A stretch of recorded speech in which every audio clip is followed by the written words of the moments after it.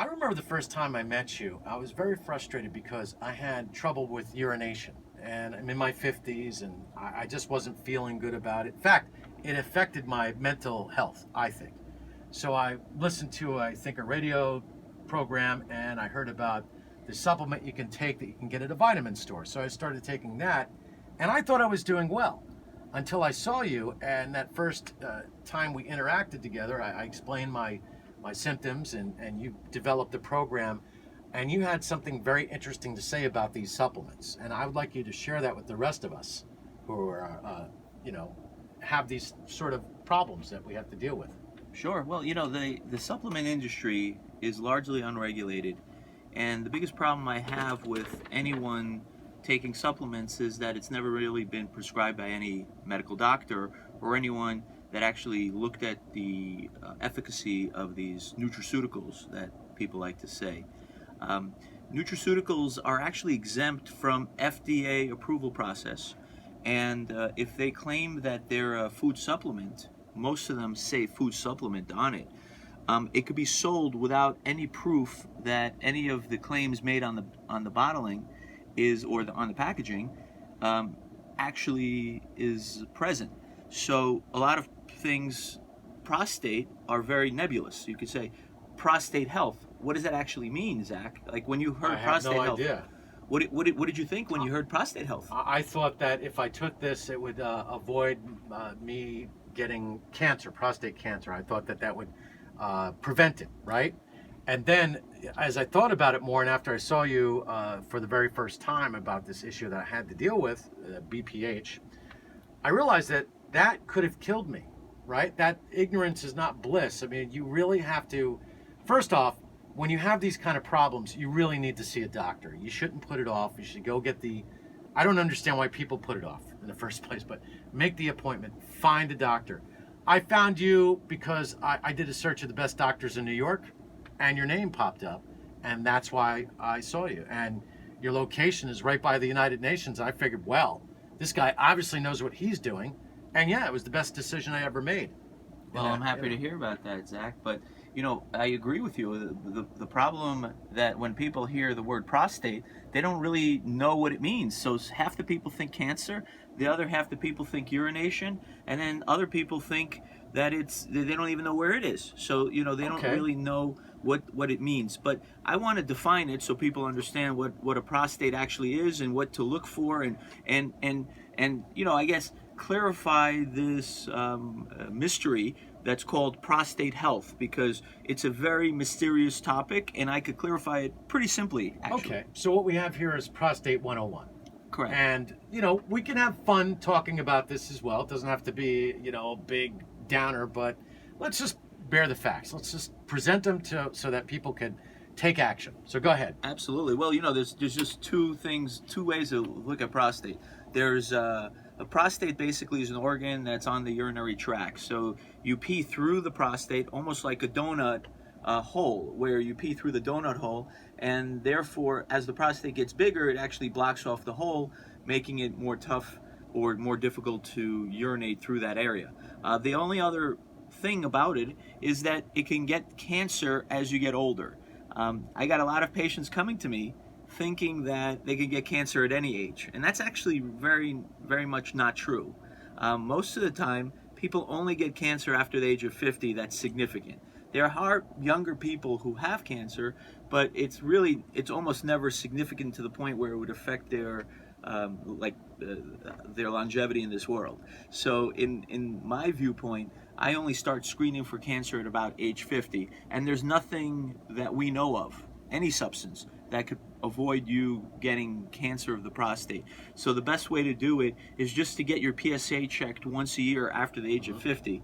Outside of that, no nutraceutical will actually could make any claims to the fact that they lower the risk of prostate cancer. Here's the other thing about going to see a urologist like yourself. I don't know how many urologists do this the same way, but legend always has it. You go to the doctor, you drop your pants, and they give you the magic finger. And people joke about that stuff, but the first thing I said to you, I go, listen, do we have to do this finger thing? And you said, no, I don't do that. Explain what you do when someone comes to you to see you for prostate health. Well, urology's been going on for over 100 years. The actual profession was incorporated back in the 30s and 40s. And back then, we didn't have ultrasound machines. So without ultrasound machines, the only thing that we can do to actually feel the prostate is to put our finger through the backside. And by doing so, we have to put it very deep, and it's very uncomfortable if we actually really feel the prostate. It's also, we only feel the top portion of the prostate. We don't actually see the entire prostate. So now we actually have imaging, and the imaging could show us the entire prostate, Right. and give us significantly more information, and I could track it year by year with more an exact measure. So I always say it's important to get one transrectal ultrasound a year, and then anyone else who wants to do a finger exam, just say, I have a urologist, he's doing the transrectal ultrasound, and he could send you the reports, so you'll never need to do it again. Well, unless you like that sort of thing. Well, I'm not going to judge. I got to say, there are a small minority of people that like it. On the other hand, I must say, On the other vast hand, majority yeah, see what he said? don't like it. There's always a funny man in the room. But it's no joke. I think that people would benefit by taking better care of themselves. And who should be the advocate for the patient? Well, doctors obviously are the ones that traditionally are the advocate for the patients, but I feel that in this day and age with the internet and the way people could do research, I tell people that if they want to take a supplement and they really think that this supplement, they love the bottling, and the bottling says all these great claims, and the real issue, and you were experiencing this as well, and we didn't mention this, is that a lot of the times those claims actually, you feel better because you're doing something about it. Yeah, it's and it's called a placebo yeah, effect. exactly. Right. Now, I was taking the saw palmetto and sunflower oil, all of these different types of supplements. Since I've come to you, I've stopped taking those. You have some really good medications. What are some of when you go to the urologist, I know we see the television commercials that say, the next time you see your doctor, ask him to prescribe this, that, or the other thing. In your professional opinion, what are the most effective medications that a person should be aware of and maybe consult their physician about? I don't want to make it so when you get a patient that tells you, here's what I want you to prescribe. Right. You don't want that. Of course. But I do want an objective professional opinion about some of the most effective medications that one can use for their prostate. Well, it's actually an interesting topic because in all these years of urology, there's only been really one class of medication called alpha blockers that actually open up the prostate. And what I mean by that is it opens up the donut hole. And when the donut hole is open, now the pressure to have to push the urine out is relieved. And so this medication is usually something called Flomax or alphazocin. They're all part of the same class of medicines called alpha blockers. There's really nothing else that's been invented that actually works on the prostate to keep that channel open. Now, there are a lot of great procedures out there that can open up the channel physically that are minimally invasive and are the next line of defense once alpha blockers don't work. Okay, so at what point do you go take that option, the medical intervention, after you've been on alphazocin for, maybe let's say 5 years? Well, it all depends on the patient's prostate. So we keep checking their urine flow. So, urologists have a cool tool called urine flow, and we just measure how fast their urine comes out. It's a very neat measure. In addition to that, we have a residual check. So we see how much is left over, which is really important. Right, which remains in the bladder, and then you do the sonogram on top of that. That's correct. I'm getting to be an old pro by continually coming to your practice and being examined like that. Well, it's interesting you say that because I think most urologists do it in the background and they don't consult the patient about actually what they're doing. And my practice kind of tails around, and I encourage most physicians to really be educating their patients about what they're doing, why they're doing it, and what the results are based on in a little more scientific way than we typically are used to. Because I think patients nowadays are very attuned to what's going on inside their body. I think that a lot of people are just uncomfortable with the whole idea of it. But let me just say this: it's not so bad. Actually, it's not bad at all. To be honest with you, it's twice a year where I actually get to relax. I go to the urologist. He puts a sonogram or whatever, the wand in there, and checks what do you call that? That trans what? The transrectal ultrasound. Yes, I get the transrectal ultrasound. I get the scan of my bladder. You know, we discuss what's going on, the size of it, how the meds are going, and you drink some nice water. There's a comfortable office, comfortable surroundings. Everybody is on a professional level, and you could talk to Dr. Dave about this without anybody laughing, right? Because that's correct. I mean, this is what we do every day. Right. It's good. It's easy to like laugh about it, like, oh, he said penis 4 times, or wrecked him, damn nearly killed him. All the jokes that go along with it. But you do it in a way that it's not, I don't know, draconian.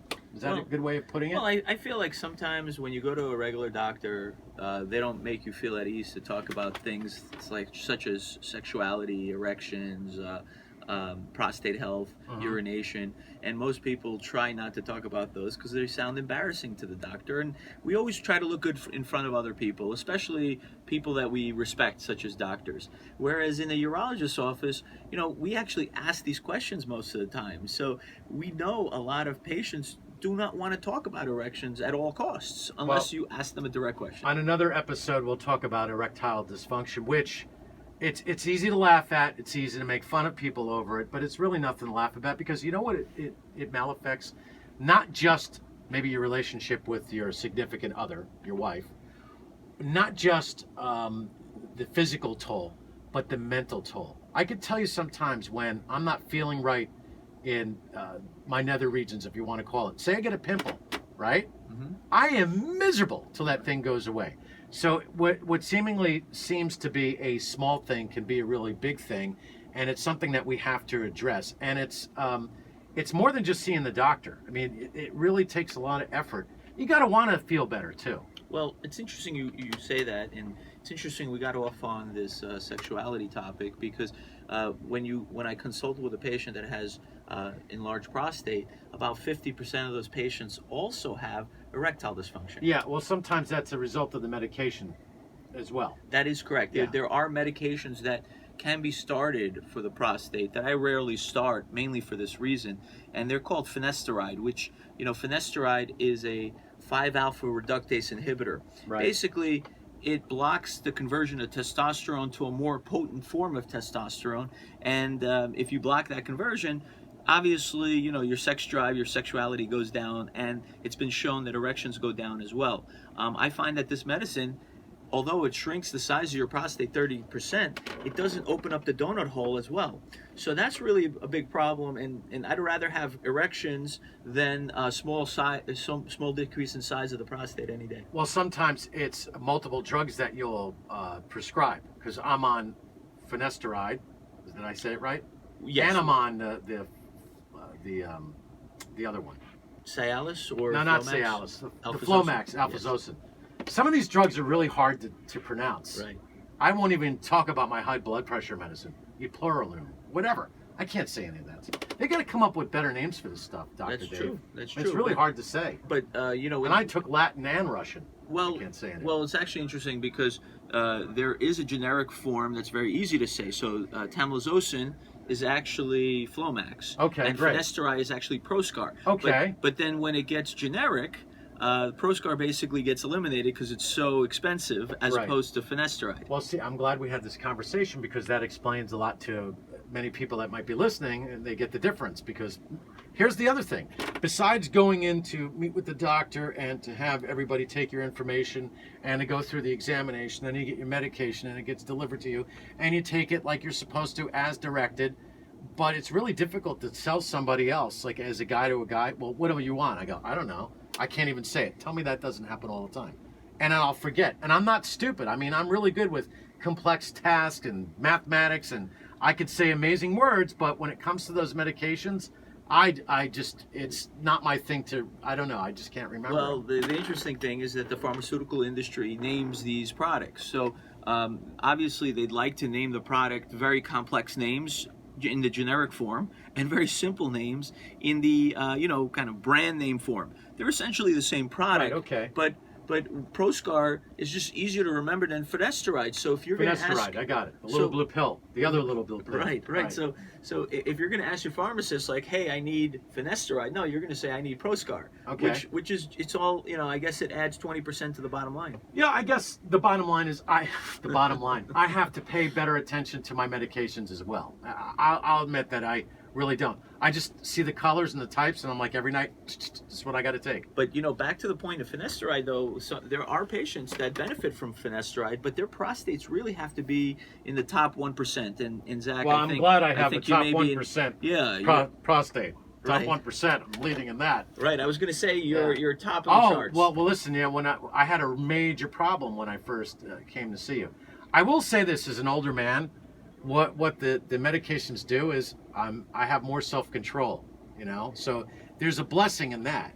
Well, yeah, I mean, I guess, if you lower your testosterone a little, that does limit how much, I get it. improves your self-control, I guess. Yes. I pride myself on the ability to control myself.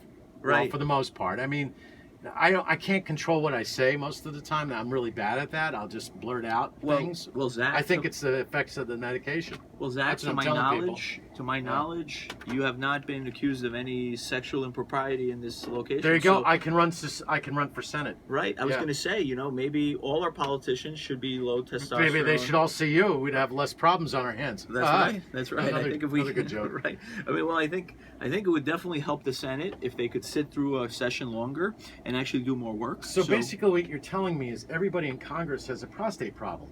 Well, after the age of 50, I'm sure I would that say they do. 80% of men have prostate problems, and if you look at the composition of Congress, it's mostly older men over the age of 50. Okay. Well, listen, we've covered prostate health. We covered erectile dysfunction. We'll get more into that in another show. We talked a little bit of politics. Now we know what's wrong with Washington. They all obviously need to get their prostate checked and their head examined. And then we have to get on to the overall healthcare system, because I think that there is the coverage that you have in the media, there's their story, which I'll say the government, and then there's the real story. And people I know would love to hear what a doctor feels about things like the ACA, medical insurance, how it affects your practice and how it affects the care of the patient. It's surprising to me how many people have so many different opinions about where we're going with our health care. Earlier today, I had a friend of mine, and I said, before the ACA, it wasn't all that bad. Mm-hmm. And I think as a result, we ended up screwing up a lot of things that didn't have to be screwed up with. And I also made this analogy. If you think the government is good at controlling our health care, just look at the VA. And if you want that type of health care, then, just trust in the government to provide that type of health care. And that's another issue that's near and dear to me, because I think we owe our veterans a lot more than what we already give them. They deserve the best care possible. Presidential health care, as far as I'm concerned. Well, I still don't understand why the VA system was invented in the first place, in my view. I just feel that if Congress gets lifetime health care, that's exactly the point. Right. Why can't our soldiers have the same system of lifetime health care? I mean, these are brave human beings who have fought and bled for us. I've done a lot of rotations at VA hospitals, and the care there is just pathetic. And I feel that we probably should look to do away with the whole VA system and just give them a form of government insurance like Medicare, where they're all guaranteed insurance and they could visit any doctor they want. See? And they're not limited to just whatever the VA system provides them. See, that's a very good point. You didn't say something that most people would expect you to say. You said Medicaid or Medicare or whatever the program might be. I hold the same opinion because it worked pretty well from what I understand and from people that I've known that were on it. Why did we destroy that? All right, so that's what we're going to talk about on our next episode. Thank you for listening.